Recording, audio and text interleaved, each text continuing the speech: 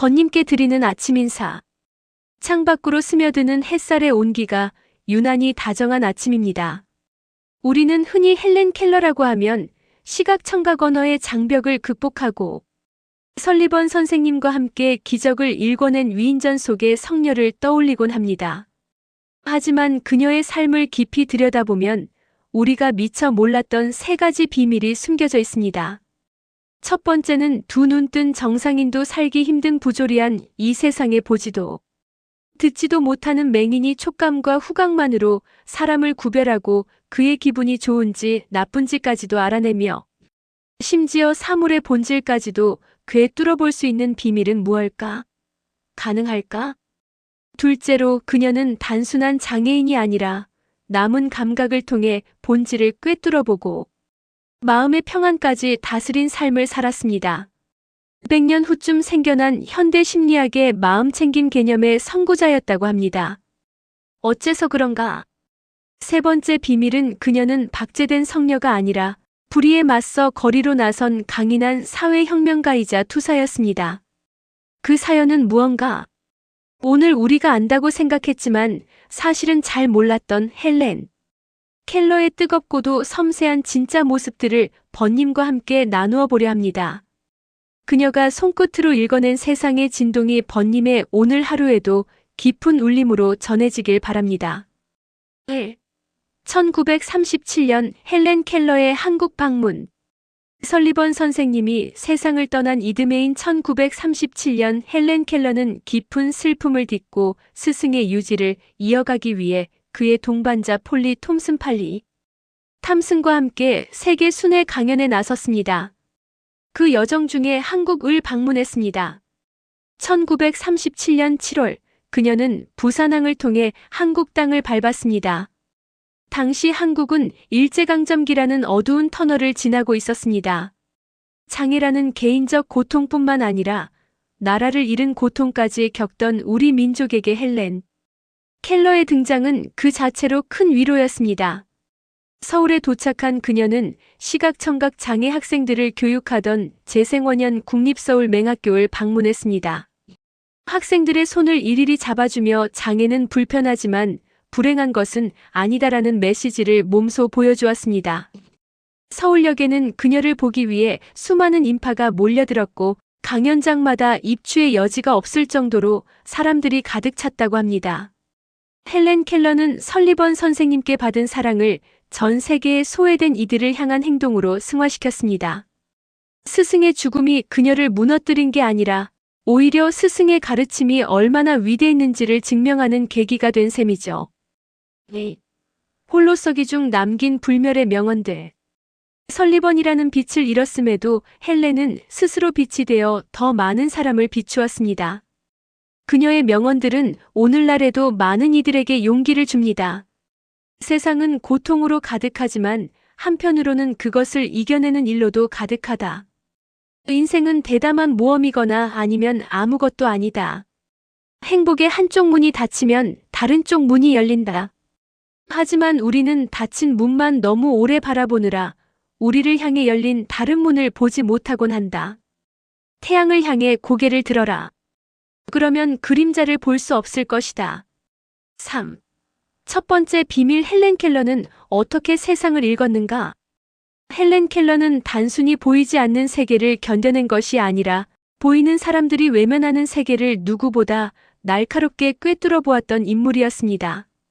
헬렌 켈러는 시각과 청각을 잃었지만 남은 촉각과 후각을 극도로 예민하게 발달시켜 우리와는 전혀 다른 하지만 누구보다 풍요로운 세상을 마음으로 보며 살았습니다. 그녀는 스스로를 세상의 진동을 느끼는 울림 판레저넌스, 울림, 공명이라고 표현하기도 했죠. 그녀의 놀라운 감각 세계를 자세히 들여다볼까요? 코로 세상을 보다 후각은 몰락한 천사. 헬렌 켈러는 후각을 매우 저평가된 감각이라 생각하며 몰락한 천사라고 불렀습니다. 그녀에게 냄새는 단순한 향기가 아니라 공간의 지도이자 사람의 신분증이었습니다. 채취로 사람을 구별하다. 헬렌은 처음 만난 사람의 냄새만으로도 그가 어떤 직업을 가졌는지의 목수, 요리사, 어떤 기분인지의 공포, 기쁨을 알아챘습니다. 그녀는 사람마다 고유한 향기가 있어서 멀리서 다가오는 친구를 이름보다 향기로 먼저 반겼다고 기록했습니다. 냄새로 공간을 인식하다. 그녀는 거리를 걸을 때 근처에 약국이 있는지, 과일 가게가 있는지, 혹은 병원이 있는지를 냄새로 정확히 맞췄습니다. 그녀의 후각은 사람의 성격, 감정, 장소의 특성을 파악하는 레이더였습니다. 심지어 비가 오기 직전의 흙내음이나 폭풍우가 다가오는 공기의 미세한 변화를 감지해 날씨를 예보하기도 했습니다. 후각은 시간을 되돌리는 마법사이다. 헬렌에게 냄새는 단순한 향기가 아니라 잊힌 기억을 불러오는 강력한 매개체였습니다. 냄새는 수천 마일 떨어진 곳과 우리가 살아온 모든 세월을 가로질러 우리를 실어나르는 강력한 마법사다. 과일 향기는 순식간에 나를 고향 과수원으로 데려가고 누군가의 옷에 밴 풀내음은 잊고 있었던 어린 시절의 여름날을 눈앞에 펼쳐놓는다. 그녀의 미각은 음식의 온기와 질감을 통해 얻는 작은 즐거움이었습니다. 손끝으로 느끼는 진동으로 음악을 듣다. 그녀에게 손은 눈이자 귀였으며 세상의 모든 질감을 느끼는 가장 정교한 도구였습니다. 나는 내 손가락이 꽃잎의 부드러운 결을 따라 움직일 때 그 안에서 느껴지는 생명의 떨림을 사랑한다. 꽃이 붉은색인지 푸른색인지 내게 말해줄 수는 없지만 그 정교한 곡선과 이슬 머금은 촉촉함은 어떤 색깔보다 선명하게 내 영혼에 각인된다. 소리를 들을 수 없었기에 그녀는 소리가 만들어내는 공기의 파동 진동을 누구보다 예민하게 읽어냈습니다. 소리는 귀로만 듣는 것이 아니라는 것을 헬렌은 증명했습니다. 그녀에게 음악은 리듬감 있는 진동의 흐름이었습니다. 그녀는 피아노 케이스 위에 손을 얹어 나무의 떨림을 통해 베토벤의 교향곡을 감상했습니다. 낮은 음은 무겁고 둔탁한 진동으로, 높은 음은 가볍고 섬세한 떨림으로 그녀의 손바닥에 전달되었습니다. 라디오 스피커의 얇은 막에 손가락을 대고 오케스트라의 연주를 감상하며 악기마다 다른 진동의 패턴을 구별해냈습니다. 오케스트라의 웅장한 연주가 내 손바닥을 타고 흐른다. 현악기의 가냘픈 떨림과 금관악기의 당당한 진동이 내 피의 흐름과 섞일 때 나는 비로소 음악이 내 안에서 살아 움직이고 있음을 느낀다. 심지어 가수의 목구멍에 손을 대어 성대의 떨림과 입술의 움직임을 동시에 느끼며 노래의 아름다움을 이해했습니다. 그녀는 목소리의 진동 속에서 영혼의 울림을 느낀다고 말했습니다. 그녀의 촉각은 음악의 선율, 타인의 목소리, 사물의 질감을 읽는 눈과 귀였습니다. 그녀는 진동을 감지하여 누군가의 발자국 소리, 문이 닫히는 느낌 등을 감지하는 육감 역할을 하였습니다. 타도마 TADOMA 기법 입술로 읽는 대화. 헬렌은 상대방의 말을 이해하기 위해 타도마 기법이라는 아주 특별한 촉각 대화법을 사용했습니다. 엄지손가락은 상대방의 목통성대에, 검지와 중지는 입술에, 나머지 손가락은 뺨과 턱에 올려놓습니다. 공기의 흐름, 입술의 모양, 성대의 떨림을 종합해 상대방이 내뱉는 단어를 실시간으로 읽어냈습니다. 이는 엄청난 집중력과 훈련이 필요한 고난도 기술이었습니다. 피부로 빛을 느끼다.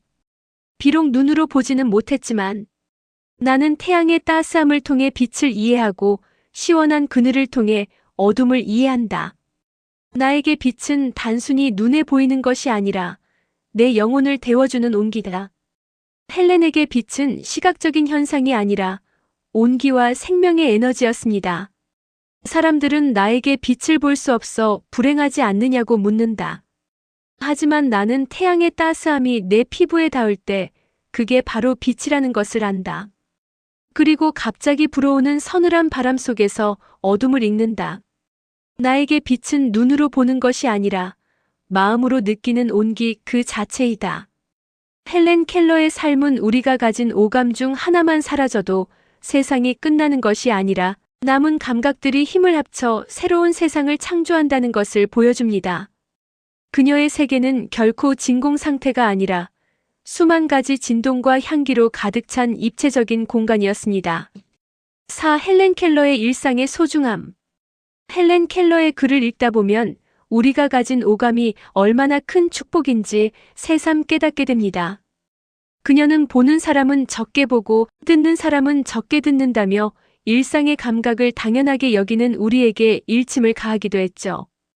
헬렌 켈러가 강조한 일상의 소중함은 그녀가 쓴 가장 유명한 수필 중 하나인 사흘만 볼 수 있다면 3days to 시에 고스란히 녹아 있습니다. 그녀의 철학은 단순히 감사하자는 구호를 넘어 우리가 가진 감각을 얼마나 무디게 사용하고 있는가에 대한 날카로운 성찰을 담고 있습니다. 그녀가 전하는 일상의 철학을 3가지 핵심 포인트로 정리해 드릴게요. 내일이면 눈이 멀 사람처럼 보라. 헬렌 켈러는 비장애인들이 오히려 세상을 대충 보고 있다는 사실에 주목했습니다. 그녀는 친구에게 숲속을 걷고 와서 무엇을 보았느냐고 물었을 때 별다른 게 없었다는 대답을 듣고 큰 충격을 받았다고 합니다.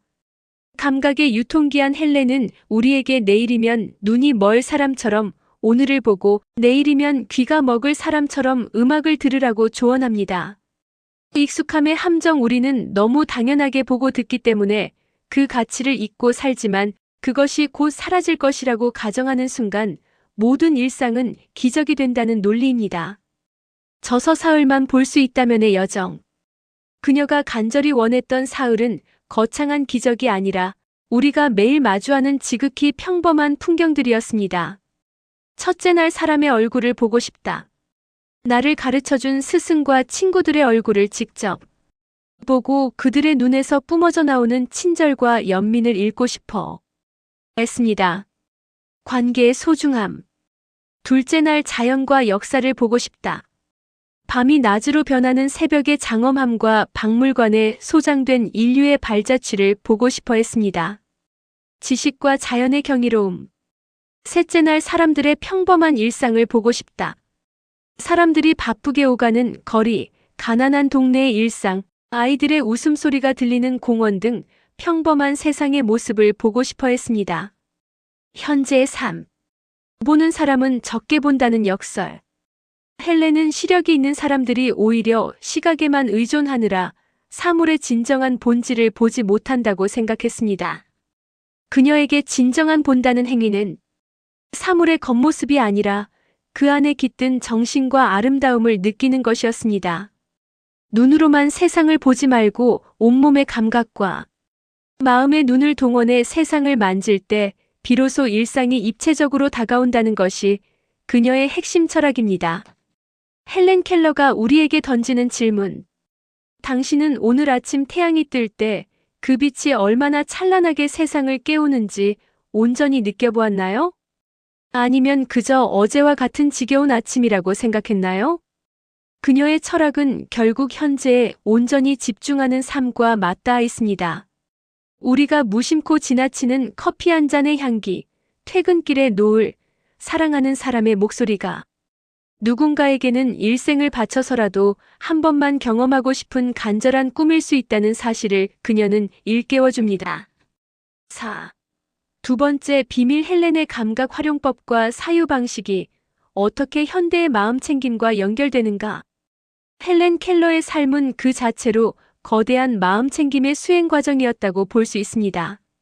시각과 청각이 차단된 상태에서 그녀가 세상을 받아들인 방식은 현대인들이 명상을 통해 도달하려는 현존 프레전스의 상태와 놀라울 정도로 닮아 있습니다.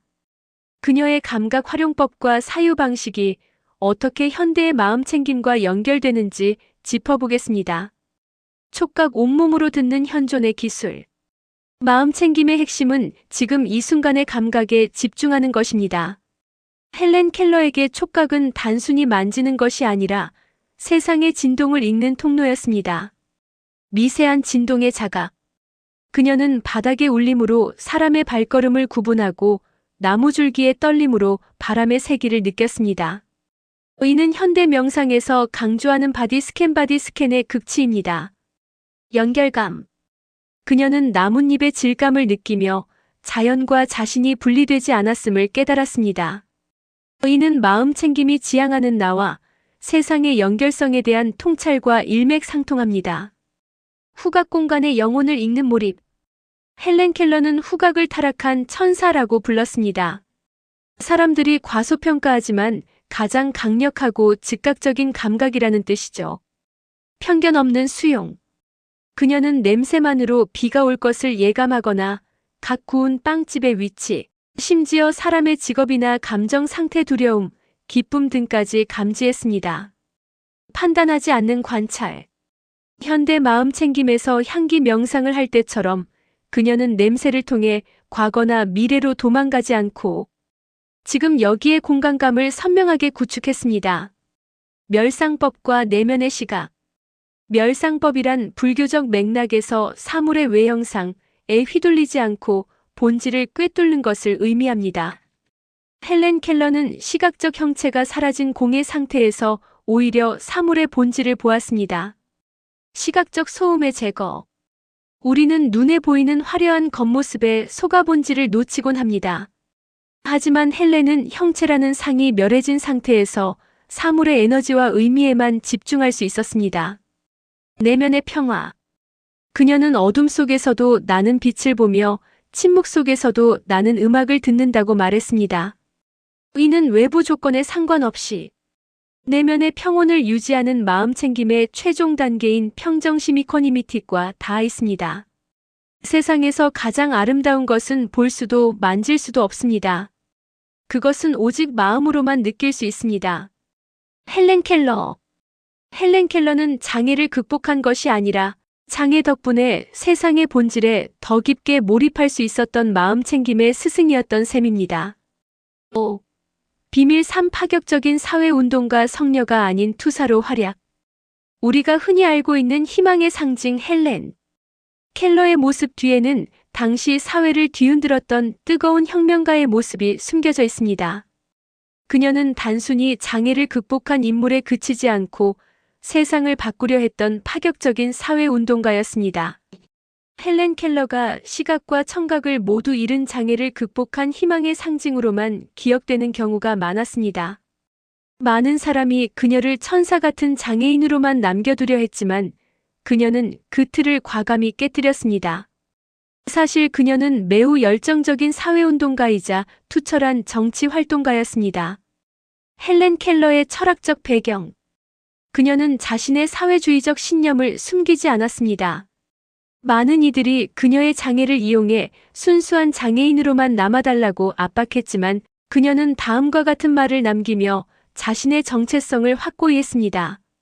나는 자선 체리티를 원하지 않는다. 나는 정의 저스터스를 원한다. 그녀가 꿈꾼 세상. 노동산업재해 방지, 아동노동 금지, 노동조합 결성 지지, 인권 인종차별 철폐 NAACP 지지, 표현의 자유 SOACLU 창설, 정치 사회주의 정당 활동, 전쟁 반대 평화운동. 당시 헬렌 켈러는 FBI의 감시 대상에 오를 정도로 정부와 보수 세력에게 눈엣 가시 같은 존재였습니다. 이런 비난 속에서도 그녀가 끝까지 자신의 신념을 굽히지 않았죠. 그녀가 여성 투표권, 여성 참정권을 위해 거리로 나섰던 핵심적인 이유는 다음과 같습니다. 여성의 권리가 곧 인간의 권리라는 확신. 헬렌 켈러는 여성도 남성과 동등한 지능과 능력을 갖추고 있다고 믿었습니다. 그녀는 정치가 여성의 삶, 가정, 건강, 교육 등에 직접적인 영향을 미치는데도 불구하고 정작 그 당사자인 여성이 투표할 수 없다는 것은 민주주의에 어긋난다고 보았습니다. 장애와 빈곤 문제의 근본적 해결. 그녀는 현장에서 활동하며 장애와 빈곤이 서로 깊게 연결되어 있음을 깨달았습니다. 공장 노동자들의 열악한 환경이 실명이나 사고를 유발한다는 사실을 알게 되었고, 이런 사회적 불평등을 해결하려면 여성을 포함한 모든 시민이 정치적 힘투표권을 가져야 한다고 생각했습니다. 사회주의적 신념과 연대. 헬렌 켈러는 스스로를 사회주의자라고 불렀습니다. 그녀는 단순히 여성의 권리만을 주장한 것이 아니라 억압받는 모든 계층 노동자, 흑인, 장애인 등이 스스로의 목소리를 낼 수 있는 세상을 꿈꿨습니다. 여성 참정권은 그 거대한 사회개혁의 필수적인 첫 단추였습니다. 나는 여성 참정권이 우리 사회를 더 인도적이고 평화롭게 만들 것이라고 확신합니다. 당시 보수적인 사람들은 그녀의 장애를 언급하며 누군가의 조종을 받고 있다고 비난하기도 했습니다. 하지만 그녀는 나의 눈은 멀었을지언정 사회의 불의를 보는 마음은 누구보다 밝다며 당당하게 맞섰습니다. 사회주의자와 FBI의 감시. 헬렌은 미국 사회당 소셜러스트 파티에 가입해 활동했으며 산업별 노동조합 IWW를 지지했습니다. 이 때문에 미국 FBI 당시 BOI의 감시 대상이 되기도 했습니다. 그녀는 시각장애의 근본 원인은 빈곤과 열악한 노동 환경에 있다며 사회 구조를 비판했습니다. 언론과의 설전.